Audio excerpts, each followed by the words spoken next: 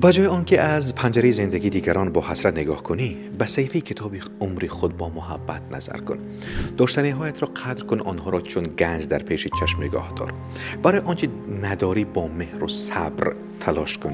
حسرتی باغ دیگران را در دل خود جای نده، چون هر باغ گلی خاص خود را دارد. باغبان دنیای خود باش. تخم کشید کن، آب ده، نور برسان. آنگاه میوه‌های خواهی چشید که شیرینش تنها از آن توست. شادی و برکت همانجاست که تو آن را میکاری. حضرت بیدل زیبا میگویند که این که طاقت‌ها جوانی میکند، ناتوانی میکند. گر همه خاک از زمین گردد بلند، بر سری من آسمانی میکند. از چه خجلت صفم آتش زند، چون عرق داغم روانی میکند. بس که فطرت ها ضعیف افتاده است، تکیه بر دنیای فانی میکند. نیست کس اینجا کفیل هیچ کس، زندگی روزی رسانی میکند. با زندگی همچون باغبانی باغستانی وجودی خودت زندگی کن. آنگاه خواهی دید شکوفایی، زیبایی و لذتش را. با مرکز خیرات بمانید تا بهترین ها را بشنوید.